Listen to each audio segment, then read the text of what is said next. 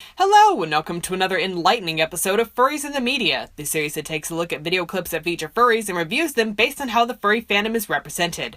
I'm your host, Abergwine, and today, let's take a look at Associated Press's coverage of the Chlorine leak at Midwest FurFest 2014.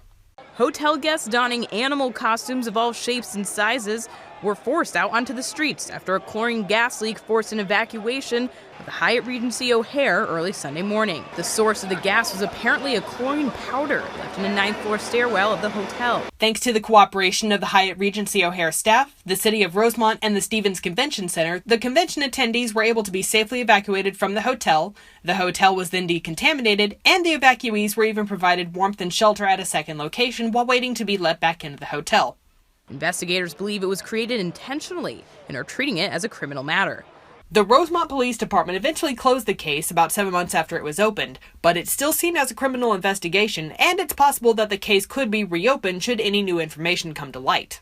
Furry fans attending the 2014 Midwest FurFest convention, also known as Anthrocon, were allowed to return a few hours later after the hotel had been decontaminated. Midwest FurFest and Anthrocon are actually two separate furry conventions, but I think it's likely that this was just an honest mistake. 19 people who became nauseous or dizzy were treated at local hospitals, and at least 18 were released shortly thereafter. As far as I know, everyone who had been taken to the hospital that night was eventually released with no lasting complications. Let's take a look at the review stats.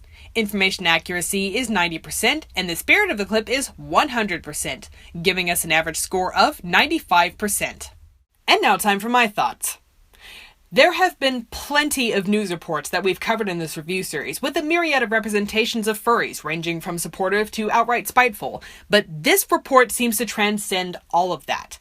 This report, I think, is the picture of neutrality.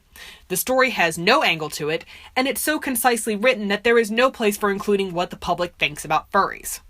As much as I love it when a news report goes out of its way to present the furry fandom in a good light, we need more news reports like this one. Maybe even more so than the ones that show off the good side of the furry fandom. To Associated Press, thank you for upholding a high standard of professionality and ultimately respecting everyone involved in the events by maintaining a neutral voice. Well, that's it for today's episode of Furries in the Media. Have fun, stay awesome. Bye-bye!